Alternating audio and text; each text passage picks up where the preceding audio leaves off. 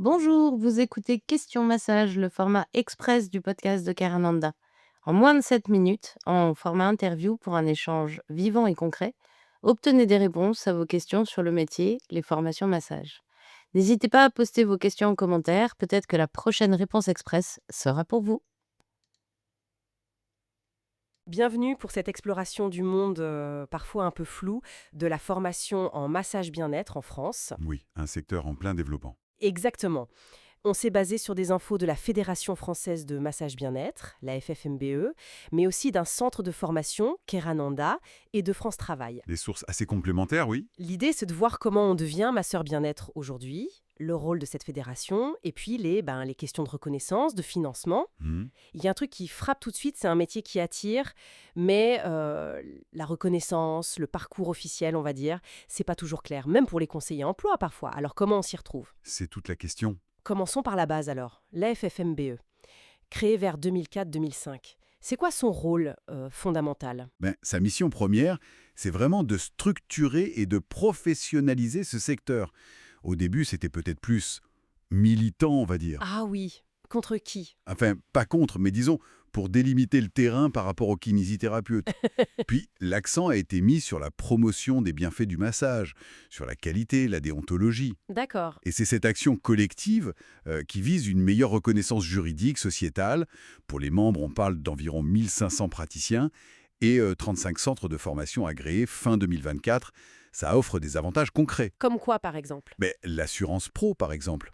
Négociée, donc moins cher, autour de 65-70 euros par an, avec une protection juridique. Ça, c'est pas négligeable. Non, en effet. Et puis il y a des e-learning, des annuaires pour la visibilité, etc. Et ce label France Massage qu'on voit parfois, ça pèse vraiment? C'est un gage de qualité pour le client? Ou c'est plus interne à la profession? C'est une bonne question, ça. Je dirais les deux, en fait. Ça vise d'abord à rassurer le public. Le praticien a suivi une formation sérieuse, il respecte un code de déontologie. D'accord. Mais oui, c'est aussi un standard important pour la profession elle-même. Sa notoriété grandit petit à petit auprès du public. Donc cette fédération, elle influence directement la formation, j'imagine. Ah oui, complètement. Le parcours idéal, si on veut, c'est de passer par un de ces 35 organismes de formation partenaires agréés, les OFPA. Mhm. Et la FFMBE insiste aussi sur la formation continue. Il y a un catalogue national pour ça, toujours via les OFPA, pour maintenir ses compétences à jour. Prenons un exemple concret alors. Kerananda, à Rennes, créé en 2008, agréé FFMBE, et point important, certifié Calliope. Oui, Calliope, c'est la certification quasi indispensable maintenant pour espérer des financements publics ou mutualisés. Tout à fait. Eux, ils proposent une formation initiale sur un an, 300 heures, en petits groupes, avec une approche qu'ils appellent toucher présence. Ça a l'air de mettre l'accent sur la qualité d'écoute, la relation. Oui, et c'est intéressant parce que ça montre l'importance de la pédagogie dans ce domaine. La bienveillance, l'écoute active. Ils parlent même d'ingénierie pédagogique. C'est ça. Et le fait que ça se déroule sur un an, ça laisse le temps d'intégrer. C'est pas juste apprendre des gestes, c'est acquérir une posture professionnelle. C'est pas une formation qu'on fait en 3 week-ends, quoi. Non, clairement pas, pour ce niveau d'agrément FFMBE. Alors parlons du métier en lui-même. France Travail le décrit comme un accompagnement personnalisé par le toucher. C'est quoi les compétences clés attendues?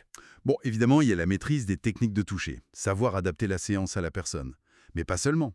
Il faut aussi... Des connaissances de base, en anatomie, physiologie. La gestion de la relation client, l'écoute active, c'est fondamental.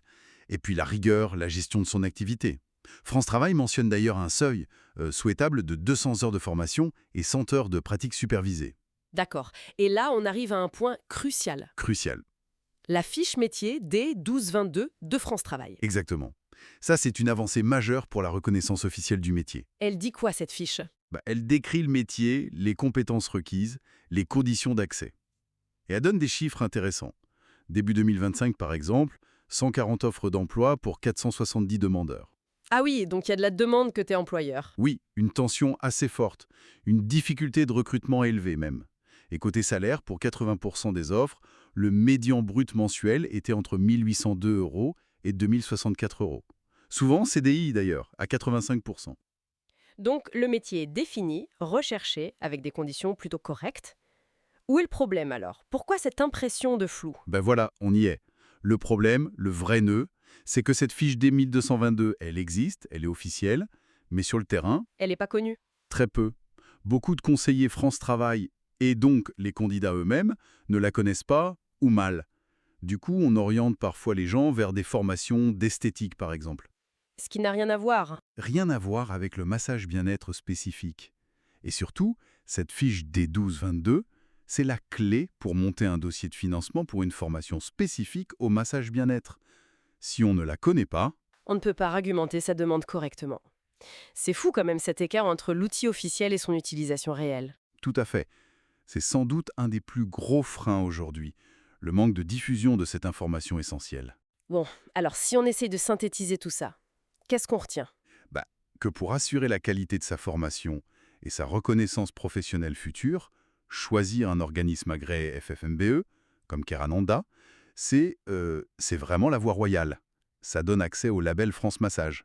D'accord. Et pour le financement? Et pour le financement, il faut absolument connaître et mobiliser cette fiche métier D1222, quitte à devoir informer soi-même son conseiller France Travail. C'est un peu le monde à l'envers, mais c'est la réalité actuelle. En gros, les structures existent, la fédération, la fiche métier, mais il faut faire le lien sur le terrain. C'est ça. Et ce lien, il est essentiel pour la crédibilité de toute la profession et aussi pour la sécurité du public, bien sûr. Cette structuration via la FFMBE et la reconnaissance via France Travail, ce sont vraiment des étapes clés. Donc, pour résumer, l'AFFMBE comme cadre structurant, la formation agréée comme parcours privilégié et la fiche D1222 comme outil indispensable, mais un outil qu'il faut faire connaître. Exactement.